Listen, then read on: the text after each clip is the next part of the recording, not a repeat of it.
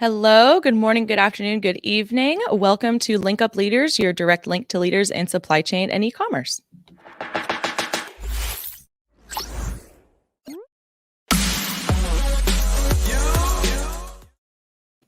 My name is Lisa Kinski. I'm your producer and co-host, and joined as always by Francois Jeffrey. Swah, how are you doing this morning?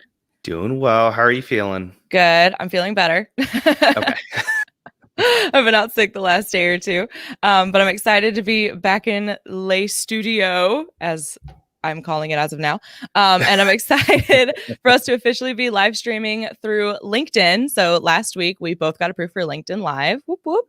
And so if you guys are joining us through either Facebook, YouTube, or LinkedIn through Francois's profile, please leave us a comment, let us know. And we're just going to jump right in. So today's guest, we have Chase Clymer.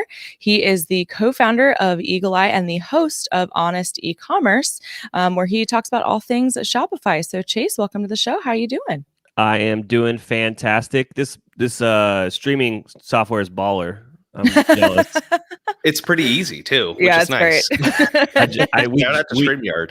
We just switched over from doing it kind of the DIY way with Zoom and like cables and all that jazz. And we used I think we're using Riverside.fm right now. And I don't know if they do any of the streaming stuff. And my brain, I don't know about you guys, but whenever you're like doing something out in the world and you're like, that's a fantastic idea, your gears start going. Mm-hmm. Yeah. Now I'm just like, I wonder if I could be on LinkedIn Live. You can't. I mean, they only have a few requirements. If it's for a personal profile, you have to have 1,000 connections, or if it's a page, you have to have 1,000 followers, and you have to use one of their approved partners, which is StreamYard, Restream, and Social Live. I think you have to be using one of those three, but then you just apply and they let you know within like a week, and they just send us an email like 3 days later. So you definitely can. It's a pretty quick and easy process. That's rad. Yeah. And what podcast do you have? I know you have. Honest Ecommerce. I know it, but the podcast. Okay. So if you like the sound of my voice, actually now it's gone full video with the new updated everything. So we're going full video. We're doubling down on YouTube. So it's called Honest Ecommerce. I'm about 2.5 years into it. During the pandemic, I doubled down on it and started doing bonus episodes every week, and then realized I could keep doing that. So we're doing about 2 episodes a week. We're up to like 180 or something episodes that are out now. And it's kind of now really ended up being 2 different types of interviews that I'm doing. So the one being me interviewing brand founders and just talking about their journey. And, my goal with that is just to show everyone it's not that hard. You can actually do it, but also to kind of distill the myth of it's easy. That's the whole get rich quick scheme of it is so frustrating to me. Total nonsense. And then with the unprepared episodes, it's usually I'm interviewing subject matter experts. These could be our app partners or other agencies in the ecosystem, and sometimes not even in this same ecosystem and other spaces, but there's always something to learn. So having a blast doing it. Podcasting, live streaming, all this, it's the greatest and funnest networking tool you can do for your business. So I don't know if you're out there on the fence about it, you should probably just do it. Yeah, I agree. It's just a conversation. Yeah, it is. We spent a lot of time like gearing up for this, and it's been awesome. It's been the quickest way to reach new people, and it's honestly been a ton of fun. And I was worried about going like live. Like I was more comfortable with like recording it, which to me made no sense because we didn't edit anything out. So it was raw video no matter what. But I was like, no, there's something so scary about live, but it's so much more fun. But anyway, but with your show, so you said that you talk to like brand owners and things like that. Do you work exclusively with Shopify brand owners? Because I know that that's kind of more of your focus. Yeah. So outside of Honest Ecommerce, so Honest Ecommerce is the podcast, and it's kind of evolved now into a bit of a community. We're doing a lot more with it this year, but it was kind of just built as our marketing arm for Electric Eye, my agency. So Electric Eye only works with direct-to-consumer brands on Shopify to essentially help them make more money. So we do that through strategic design, development, and marketing decisions. So we're a really good partner for the brand that's kind of found their product market fit, and then they're now kind of leveling up, and they kind of want to know how to get from 1 to 10 million. Like that is our sweet spot. If you work with us and then you grow past 10 million, now you're hiring someone to join your team full time and you're firing us. That is the best blessing that we could ever have. Like we did our job perfectly. That's what we're finding our sweet spot is. So that's what we've been doing for the last 5 years. Our team's been growing steadily. Pandemic was terrifying, but we grew the team by 3 members. But that's yeah, awesome. But to answer your question, yes, Shopify only. Okay. And I'm so sorry. I think at the beginning I said that your company was Eagle Eye, and I knew at some point in time I was going to mess up somebody's introduction, and I'm so sorry that it was yours. Oh, I do it every episode. Okay. I mispronounce either the guest's last name or their brand name. So I am in the habit of asking, is this how you pronounce this? And then I'll get on the show and I'm like, I got that one. And then I'll get to the other thing and I'm like, I should have asked about this too. Yeah, I try and always get everybody's names ahead of time if I haven't already heard them say it. But it's Honest Ecommerce and Electric Eye, not Eagle Eye. That's a movie with Shia LaBeouf. Yeah, Electric Eye is an amazing song by Judas Priest. I don't know that song. Is that how you came about with the name? Yeah. So all of the me and my business partner were when the agency came about, it was kind of like an accidental agency, like most agencies are. And we were like, okay, well, we just need a name, and we literally just had a list of 5 or 6 awesome metal band songs, and we're like, we're just gonna pick one of these because we're both metalheads. I mean, my background's music. I was in a touring band forever. And that's how I met Sean. So it was just kind of funny to be like, we're just gonna do this. That's awesome.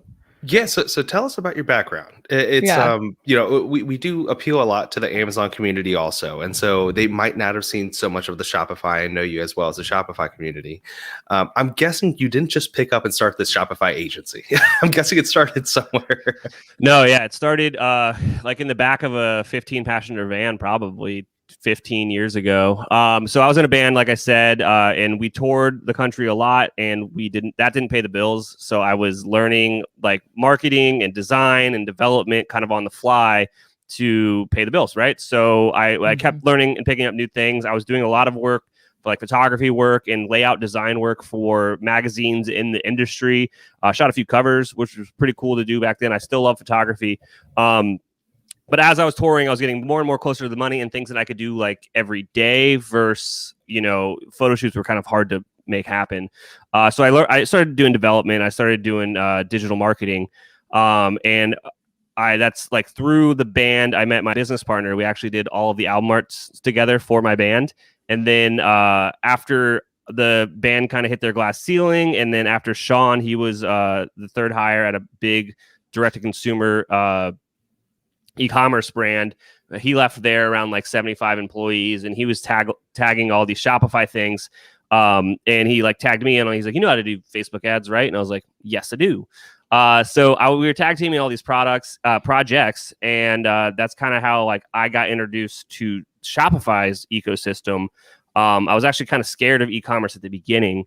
But then after kind of using Shopify, realizing how easy it was as a platform to use, and realizing I couldn't screw up kind of the payment processing part of it, which was always my that was scary to me. Kind of just dove right in.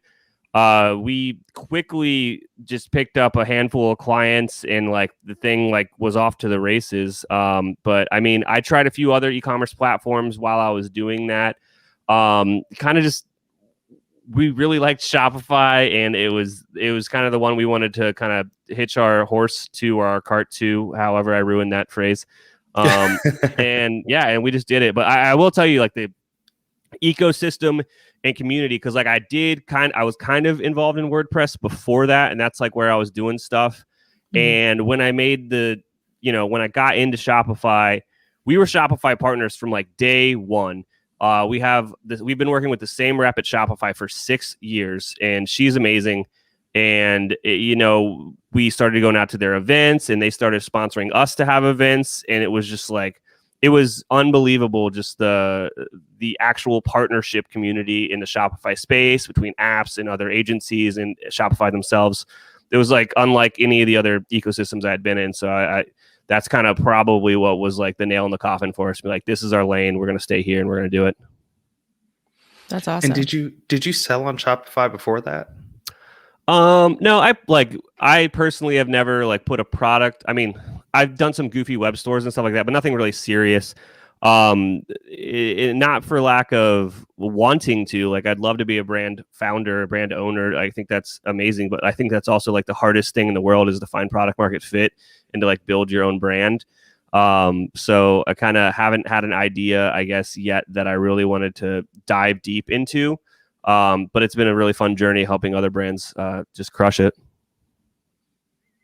Interesting. Yeah, no, that's that's an interesting path and journey. And then when you say a Shopify rep, that's because you're an agency and you're working with Shopify, and they treat their partners with respect, basically. Yeah, I mean, like a few other platforms out there. there's like two different like hats you can have. There's like you can be a Shopify expert and you can be a Shopify partner. We're both of them. Mm-hmm. But yeah, I mean, I'm also extremely active in the community, producing content, producing events.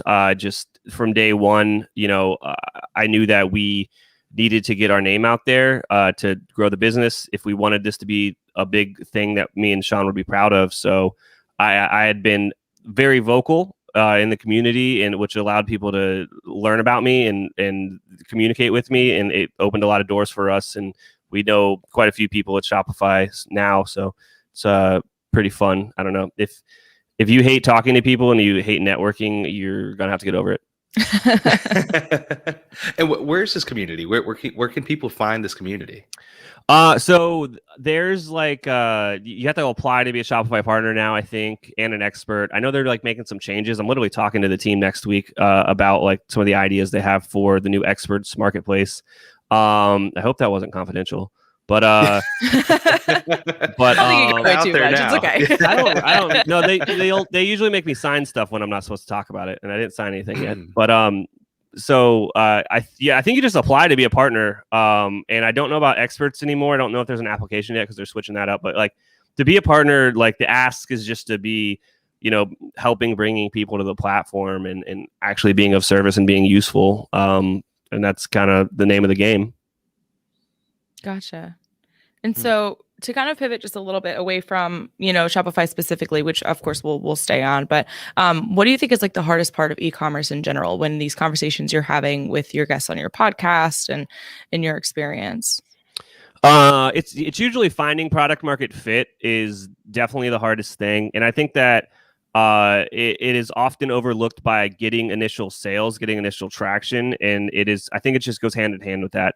Like you'll get that initial traction, you'll get those initial sales if you have product market fit, if you have a product that resonates with the customers that you're trying to show that product to. And I think that it's an extremely difficult and laborious task to unless you just get really lucky, you know what I mean? Like it's hard to find that, and that's something that I think only a founder can really do. I don't think that any agency can help you find product market fit. And I think that also goes hand in hand with this whole concept that advertising is going to solve my business problem, that it will magically make me more money. It's not going to fix an underlying business problem. Like if you don't have a product market fit, you're just going to be lighting money on fire with ads. Mm-hmm. Yeah. And that's something that everybody always wants to talk about all the time, right? Is like their PPC automation, which funny enough, we're actually talking to somebody tomorrow about PPC and how to automate your ads for Amazon. But no, you're right. If you have a product that just isn't going to work. So for products like, I don't know, I feel like there's tons of services out there to find like the good products that are selling right now, like for Amazon and stuff. Is there anything out there for Shopify sellers? Not that I know of off the top of my head, but I would say like go and look at marketplaces and see if there are things that are selling in those marketplaces that are close to the product that you're ideating on, to see if you like can actually, if it's selling on Amazon, there's probably a market for it. You just need to figure out how you can differentiate, how you can like have a different take on it, how you can have different benefits and value to the product that you can bring. That's a good way to test it, is actually to go straight into one of those marketplaces. I've seen actual big brands test like new ideas and new products, just like make a ghost brand, which is a nerd way of saying like just make up a fake brand and test it on Amazon to see if it works. And then they just take it down and they sell it through their own website. If that's, the route that you're taking with your business, you want to own that customer relationship. And that's why you're doing D2C. But yeah, I mean, there's honestly, if you want to find product market fit, you just have to ask people, like, will you buy this? And then if they say yes, be like, will you give me the money right now? And that's kind of a good indicator of whether or not they're telling the truth. Yeah. And for those who maybe don't know, D2C meaning direct to consumer, correct? Yeah. Okay, awesome. And so what are some of those challenges? So we talk to a lot of people in the Amazon community, and Amazon is they call themselves Amazon sellers. They don't call themselves e-commerce sellers.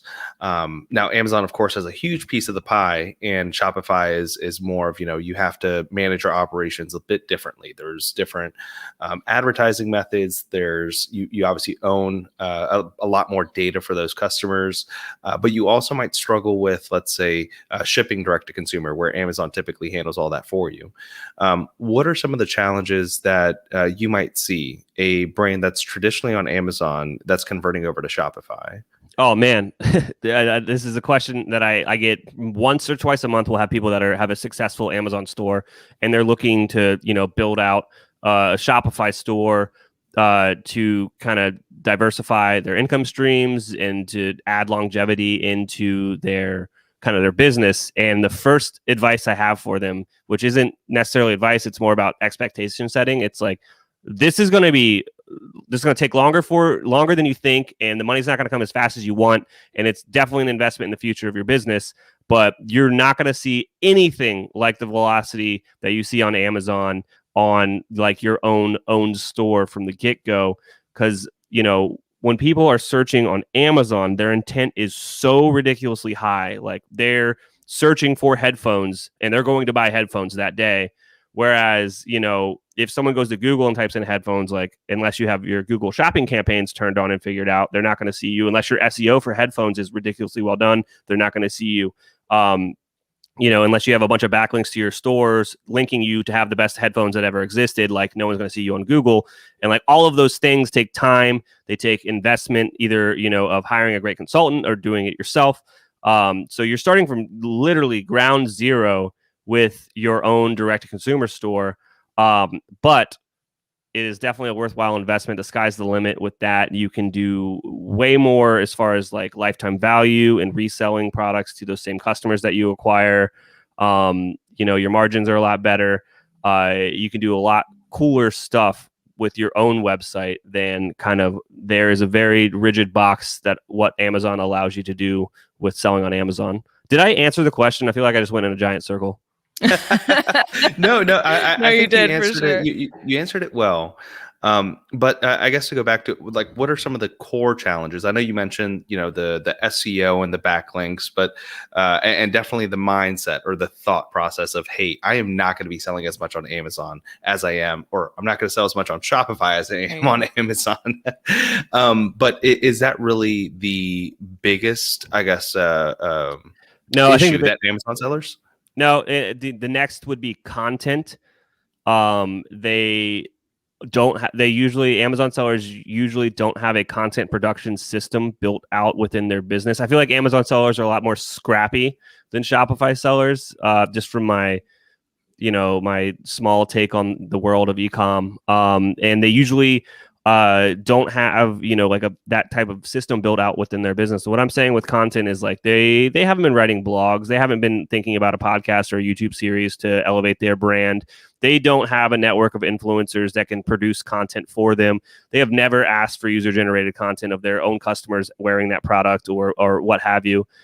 Those just don't exist. And, you really need those things to build out a website.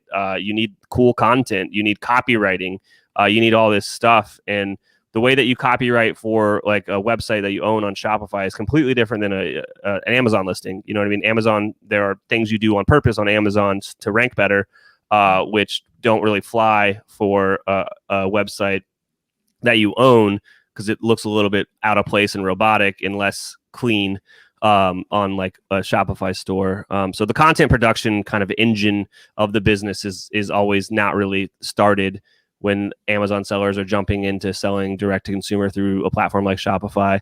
So I think that one is definitely one that people need to kind of ideate on if they're going to make the switch, or not the switch, but kind of like open it up. And that content's all based around the brand. right? Yeah. Not around the singular product, but it's around the brand. Exactly. Yeah, and that's a great thing to bring up. It's like you're not just selling these headphones. You need to raise awareness about the brand that has made these headphones, so then you can make the headphone accessories and all the other ancillary products to try to cross sell and upsell down the line and raise your lifetime value of the product. And that's the key differentiator between Amazon and like owning a Shopify store. Is like with Amazon, it's Amazon's customer. They're just like renting it to you, and you don't like get anything more than that. You just get the sale, you get the money, and that's makes some people happy. But when we dive deeper into it and you start understanding lifetime value and acquiring and owning that customer relationship, if even with Amazon ads, like with Amazon, you can pay to acquire customers through their advertising on their site, but you don't own that customer. You just got that sale. But you can do the same type of funneling through, a website where you kind of own all that data, and you can acquire that customer. Then you can sell that customer more and more and more. And now your investment in acquiring them has been paid off and then some. And, the sky's the limit. Mm-hmm. And that's all done through things like retargeting and email marketing and things like that, yeah, right? There's a bunch of ways to market and advertise, and that's the cool thing about like a Shopify store or any, direct consumer platform, is like you can use and do anything that's out there and you can test it out. You know what I mean? Like, I see a lot of people like trying TikTok right now and doing very cool things with it and being successful with it. I don't know if people are doing that on Amazon. I don't even know if it like will allow you to, but who knows? Yeah, that's a good point, because I see a lot of people I'm not on the TikTok specifically, but like on Instagram Reels, because there's a lot of repurposed, content, and they'll link directly to their Shopify store. And I feel like, like Amazon, I've never seen somebody link to like an Amazon listing, like in any of those Reels, because they probably don't allow you to do that. I don't have a clue. They do through affiliates. They have affiliate links that they can click through and go to an Amazon store, and then that affiliate that has, I guess, that top of funnel click receives 10 or 15. I think it's between 5 and 15% of whatever the sale is. So they do have a program like that. But yeah, I do tend to see it more so with Shopify, and then and some of those experiences, to be frank, they're shitty. I mean, some of them are like, it goes to a website where there's no way to it's just a bunch of product information, no way to actually check out, no way to like process my order. And I want it to be quick. Chase, what's the deal with that? I don't know why people spend money on bad experiences, man. When we are working with new customers or clients, what prospects is what I call them, actually. So anyways, someone comes in, they want to work with the electric guy, right? Yeah.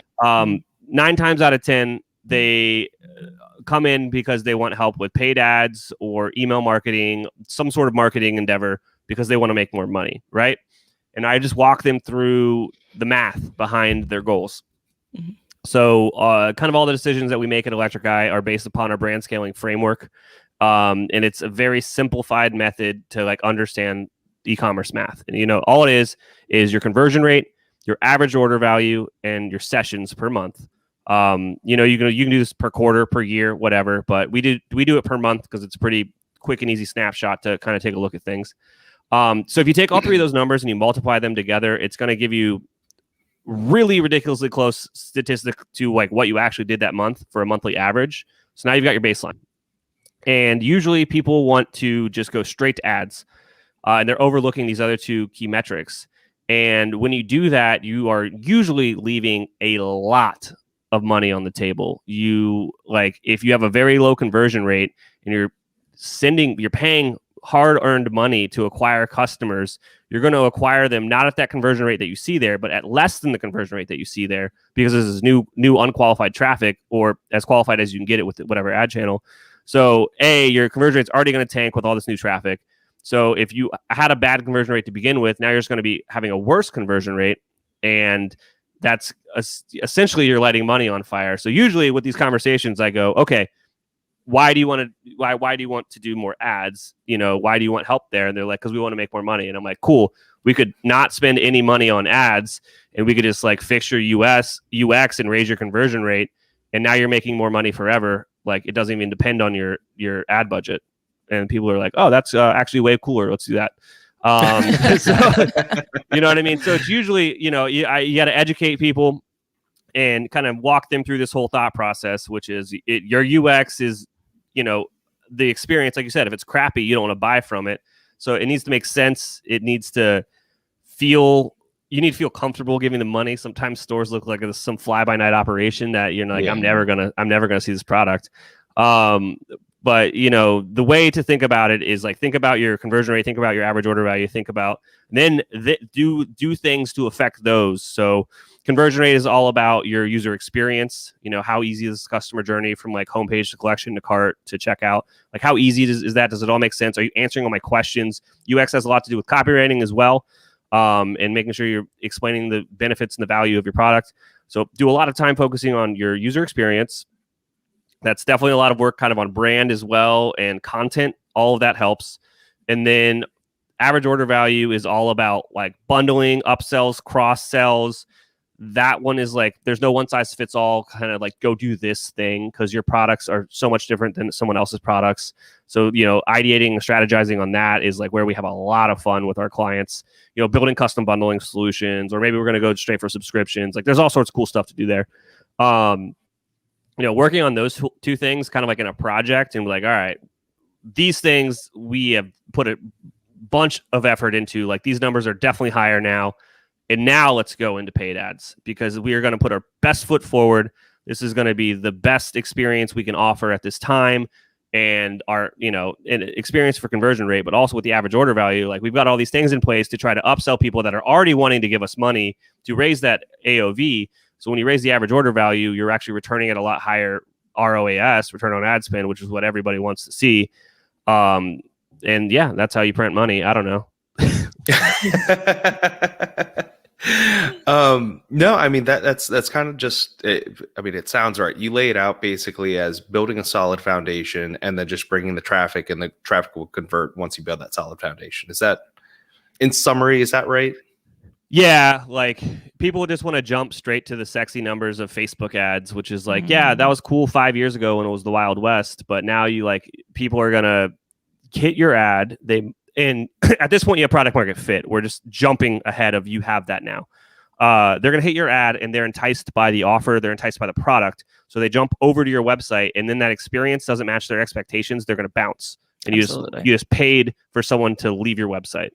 Mm-hmm. So why do you want to do that? You want the expectation and the experience to match what they saw in the ad. So like you said, like, you click on these ads and it's a garbage experience. You didn't buy, right? Right. Exactly. So you want to have a great experience, and a good customer experience, good UX, user experience. All of that will help raise your conversion rate. And then, the other piece of the puzzle is average order value. Like, if they're going to buy, sell them as much as they'll take, because that's going to raise your return. Those two numbers are the better things to focus your time and energy on, because once you get those to the best place you can, which is never going to be optimized. I should probably clarify that. It's like an ongoing thing. You're always going to be noodling on these things to try to make them better. Anyways, once you get them to the best places you can, then you should start kind of dumping more money into your paid media budget, and acquiring customers, and, top of the funnel, and building your list and all that jazz. And when you say product market fit, is that, I'm guessing it's going to be different for every company, but is that based on typically a specific conversion rate? Like, I asked 100 people if they would buy this, it works well. Or is it more of, hey, I have this skateboard, I'm not going to try to sell it to bikers, and the skateboarders want the skateboards? I would say, or how would you define it overall? So I did a lot of thinking about this. So we wrote a course on Facebook ads, just because people would reach out, they want help with ads, and then they would ignore my advice, and they would just go do it anyway. And I'm like, well, if you're going to do it anyway, here's how to do it. So we wrote a course on it, and the whole first lesson is like, you're going to fail if you don't have these things. Like, here's my ideas on product market fit. And it basically comes down to, are people on the internet giving you their money that you don't know? Like, are actual random people buying this thing? Like, not your mom, not your uncle, not your brother and sister. Like, are strangers buying this product? Mm-hmm. You know what I mean? And like, if that's happening, I think you're onto something. You know what I mean? But that is not happening for most stores that are just stood up. You know what I mean? There's not much thought that goes into it. Once that starts happening, then it's like, okay, maybe we should explore this and do things, to acquire new customers or to retarget the ones that have visited and not bought.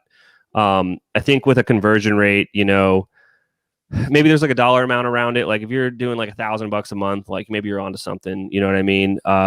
Conversion rate is like such a irritating number because it's very, very unique to the brand.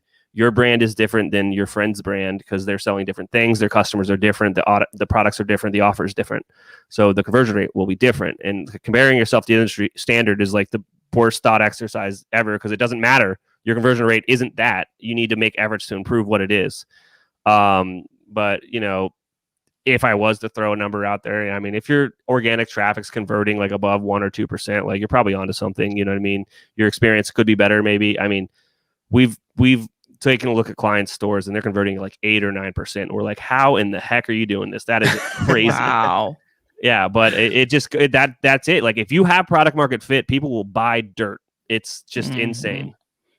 I saw my dad showed me this video years ago about some kid making millions of dollars writing handwriting custom messages with a Sharpie on potatoes and selling them to people. Oh, I saw that. Yeah, you saw that kid. Just the dumbest thing ever. But you're right. People will buy it. People will buy anything. Yeah, I mean, if the story around the brand, so the story around that kid, it's just some kid with a Sharpie. You know what I mean? That's whimsical. That's fun.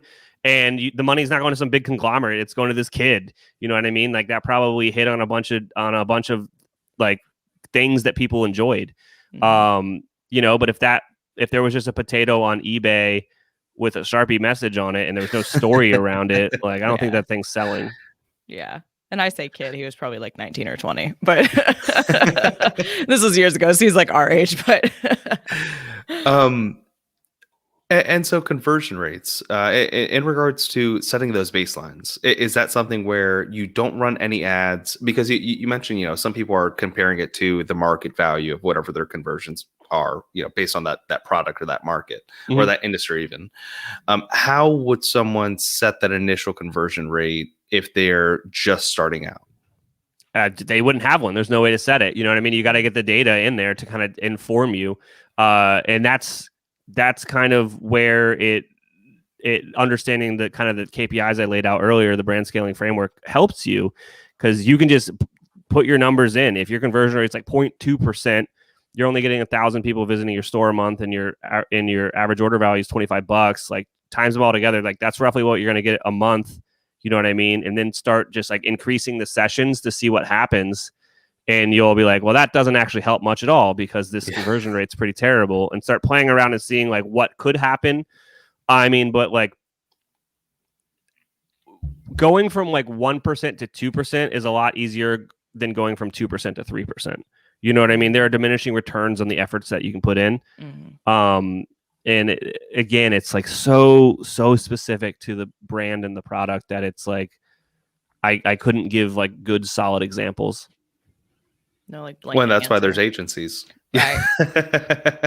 Yeah, I mean, half of our time is spent educating. You know what I mean, and learning from them. Like what are your goals and what's going on here?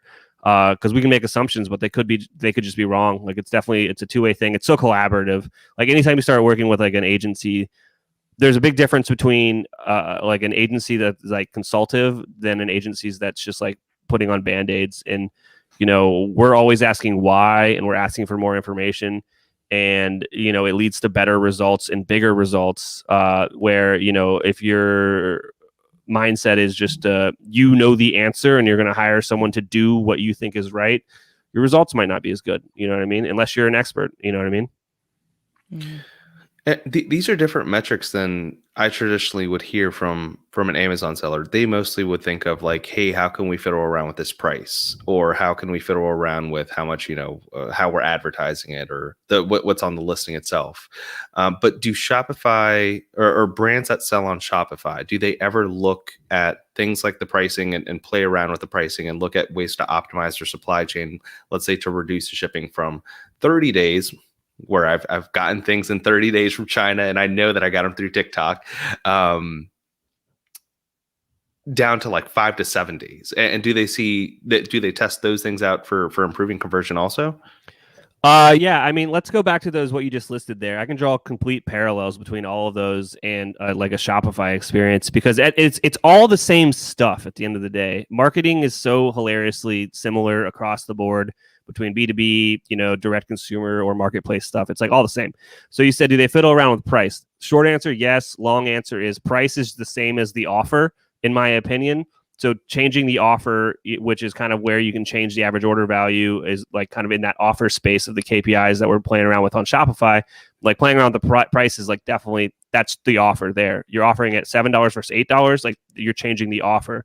And then with conversion rate, I draw a parallel between playing around with the copy of the listing, because that's like the only thing you kind of can manipulate on your Amazon listing. So I'd kind of akin that to like any of the UX updates you're making to your direct consumer store is kind of like when you're noodling on your copy for a for your Amazon listing.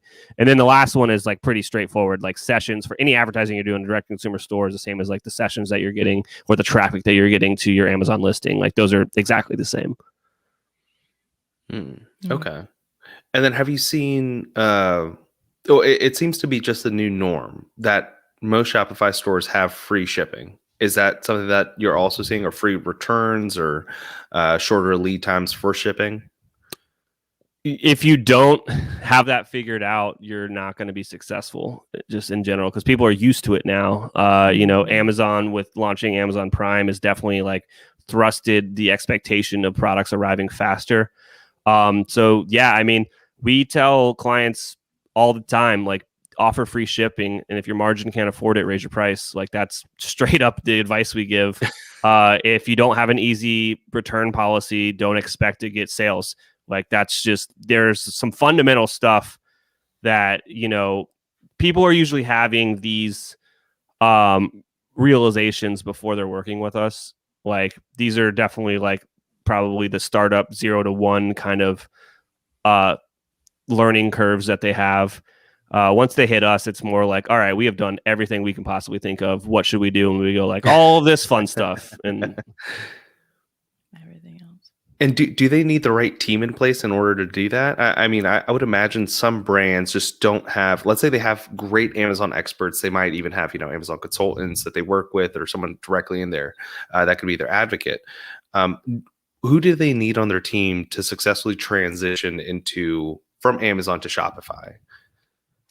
I would say it's definitely just like two completely different disciplines. Like e-commerce is, probably the parent topic, but then like, marketplace expert versus like direct to consumer expert are two different disciplines. I mean, we're talking about like the full customer funnel. Like that's kind of like where your head needs to be at, and like customer acquisition and like getting customers to the site is like a whole thought process around D2C, whereas like those customers already exist on Amazon or other marketplaces. So like you're kind of skipping over that.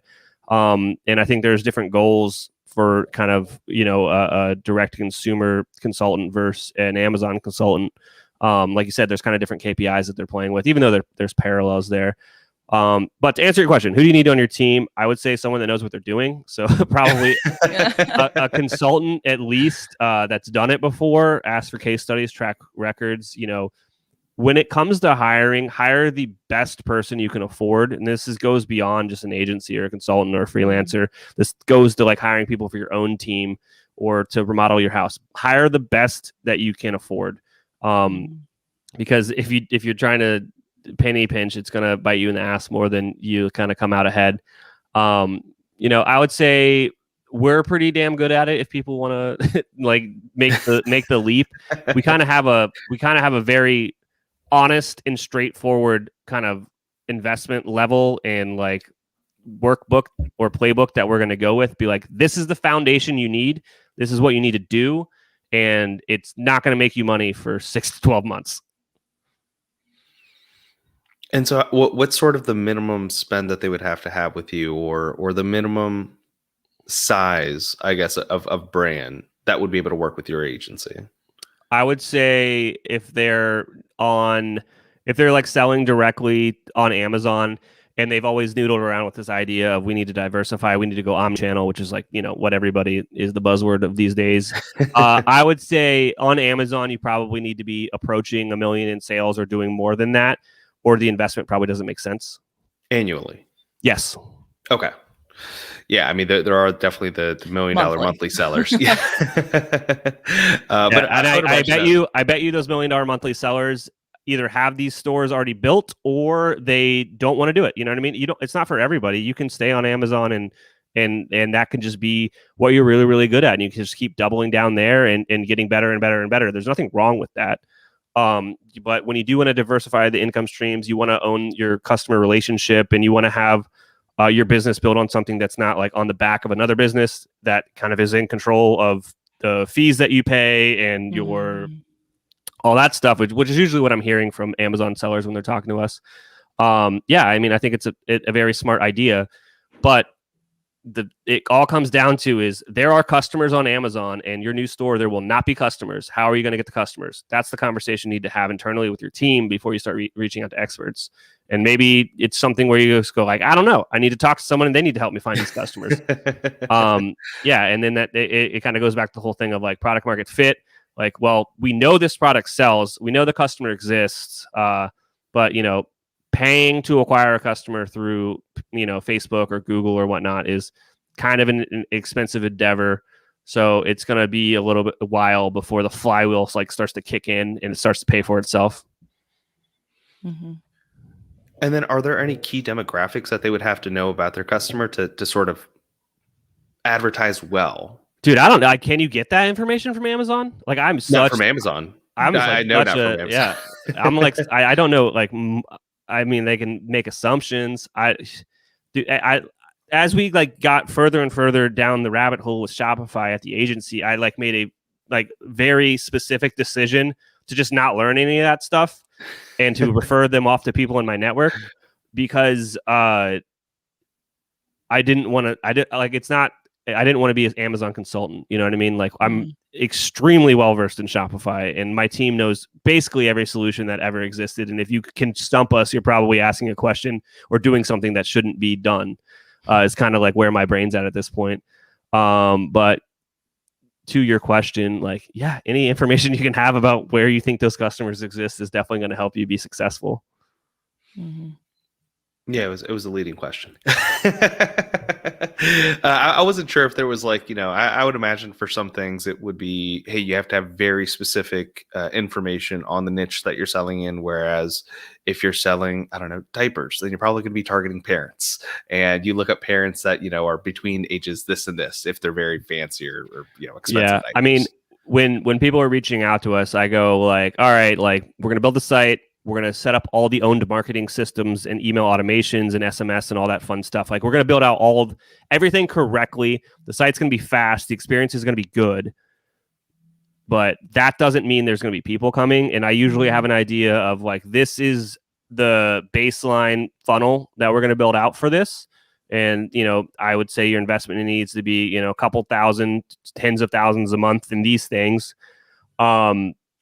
But after, with all that said, I go, if that's all you're doing, this will not be successful. You need to go figure out an influencer route, or you need to invest in some awesome, content engine that's going to also bring people in organically. Because what I've found, and it's becoming a little bit more common in the industry, is you can't scale faster than you're growing organically. So there's kind of diminishing returns when you're trying to pump money into paid acquisition. If you're just simple numbers, if your organic traffic is 10,000 visitors a month, you can probably only profitably pay to get another 10,000 people a month coming in. And then after that, it gets more and more expensive because there's enough data to kind of do the thing the right way. And I don't know if that's just some weird metric that Facebook put in place or not. I don't know, but it's across the board. It kind of seems like that, growing faster than your organic traffic grows is kind of a recipe for lighting money on fire. That's interesting. Yeah, and just to play devil's advocate on that, wouldn't it make sense though to try to continue just getting that or paying for that additional 10,000 if they have the same conversion rate, and you would own that data so you could put them into a different email marketing campaign, let's say retargeting them with different ads or with different products that might appeal more towards them? Yeah, I mean, and now we're talking about like the flywheel kind of doing its job. So let's go back to the 10,000 thing. So you got 10,000 people visiting organically a month. And this is like a perfect example of like kind of where people start to talk to us, is like that's kind of a baseline of where traffic is when people start to talk to an agency like ours. And then we, kind of take a look at what their whole thing looks like. And, let's, pay to get another 10,000 visitors a month. And then from that, the next month, they're organically going to get 11,000. You know what I mean? And it just starts to go from there, and it's exponential growth. So you're not really stuck at it for like a longer period of time per se. But, if you have like all the remarketing stuff in place the right way, like you just mentioned, you've got the Facebook and Instagram remarketing like down to the product, and you've got the not the Instagram ads, the Klaviyo like remarketing in place, and SMS coming, like all that stuff is going to bring people back, that you had paid to acquire. And now that's going to kind of be on the other side of things. Like that's not, you didn't pay that month to get them, you paid last month to get them. Now that's just organic traffic coming back. And so should that be like the number one system that the brands build out, is kind of like their retargeting and stuff? Or it's like it's kind of every brand is different, but like you should be expecting to pay more to acquire people at the top of the funnel. And you should probably just be paying most of your budget on that end of things, because if you're not growing your customers, if you're not growing the business, like you're going to like burn out your existing customer database. So I see people, doing kind of more aggressive spending at the top of the funnel for like prospecting or cold traffic, however you want to call it, like 70 or 80% of their media budget's up there. And then in the middle and the bottom of the funnel is like the other 30 or 20%, because it's a lot harder to acquire a customer. Yeah, that's a lot of things that just, I guess, are not talked about enough in the e-commerce community, at least not in the Amazon community, because again, everyone just wants to talk about PPC and ad spend and things like that. They don't necessarily want to talk about some of the different funnels. But speaking of those funnels, what are some of the best, I guess, inbound funnels? Because with Amazon, for example, you might say it's micro influencers, and they might be able to help just bring traffic to your listing. And you just want, higher traffic on your listing because they have an intent to buy, just like you said. But what are some of those funnels that I guess a seller should account for in Shopify? Yeah, I mean, so a lot of the most, I'll just talk about like the most popular ones at each level. So top of the funnel is the best, if you can do it, is have a baller content marketing strategy, like have a sweet YouTube channel or a podcast, or, maybe you're selling meat direct to consumer, like frozen burgers or something. And you have like the sweetest like collection of recipes. Like if you can do any of that stuff that you own forever, any sort of content is the best investment ever. Like, so that you can do that top and the end middle of the funnel, like that's always the best stuff. But more on the more get rich quickie side of things, that's the wrong way to approach it. But like paid acquisition would be like, Facebook is still the number one channel to grow a direct to consumer business these days. Like it's more expensive, it's a lot harder to find success, but it still is the best one. So Facebook and Instagram advertising is definitely up there. I think influencer marketing should not be overlooked. Like that one is super crucial for younger brands, because they probably can't afford to invest as much into Facebook and Instagram. So that one's a super fun one at the top of the funnel. And then, Google Shopping, I think, is fantastic. Especially, there's a lot of parallels between products that are on Amazon and then people making the jump over to Google. So it's like, if you're spending X amount of dollars a month on Amazon ads, you're probably going to want to think about investing the same amount of money in Google Shopping. Like there's a quick kind of like thing to think about there. But those are like kind of like the more popular ones. You've also got all the other social ones, like so TikTok or Snapchat, Pinterest, like all of those channels work as well. You got affiliate marketing. There's more traditional marketing, billboards, all that stuff makes sense too at the top of the funnel. And then now when you move down, though, this is cooler because now you have like customer information. You either got their pixel or their email or their phone number. So this is where you get higher intent because they've already visited your website. They know you. So you can remarket them through email. You can set those automations up to kind of make you money in your sleep. You can remarket them through SMS, web push notifications, more targeted with a more direct message through Facebook and Instagram ads. You can do some of this retargeting on all the other platforms I've listed as well. You can even do like more like traditional snail mail. Like I see there's like automations that you can build out to where you can do remarketing with postcards if you really want. So that stuff is like, where you're going to see higher returns because you have that customer information. They've already been to your site. They're more familiar with your business. And then at the bottom of the funnel, the way to just think about it is like super high intent. And it's kind of, this is a little more like per brand or per product kind of like thought process. So maybe you're doing a special message or offer to people that have like viewed one product 5 times and not bought it yet, or time on site is super high, or the easiest one to track is they've added a cart and they've abandoned it. You know what I mean? That's super high intent stuff down there. But there's just so much crazy stuff you can do in the D2C space with marketing, and there isn't one right solution. And because there is so much you can do, I would say focus on 1 or 2 channels and make them work for you at a time. And some may be more useful than others. Like if I had a menswear like brand, I don't think Pinterest would work for me because Pinterest is a majority women. You know what I mean? Like some of this stuff is a little more obvious than others. If I had a demographic where it was older demographic, text messaging just performs so well just because they're not used to it. It's great. Like there's stuff like that to kind of consider. But yeah, it's kind of like build your funnel. You kind of have to do like figure out what's going to work for yourself, or work with like a consultant like us to kind of strategize on it and understand what's going to work and what's not going to work. And, I definitely would say like, don't put your eggs in one basket. So like, don't just rely on Facebook because their algorithm could change. Your ad account could get banned somehow, and that could stop you in your tracks. And I've interviewed a bunch of people on my podcast that were like, yeah, Facebook did that to us once, and like our business stopped. You know what I mean? Like we had to figure it out. So yeah, don't put all your eggs in one basket, and then kind of, not to sell you on thinking about doing a direct consumer store, like relying solely on Amazon is a risky decision from a business perspective. So, just keep that in mind. And why would somebody's Facebook ads account get banned? Who fucking knows? I hate Facebook. Facebook is the bane of our existence. Okay. It's grown so big, and it just isn't. It is a very weird platform, but it works really well.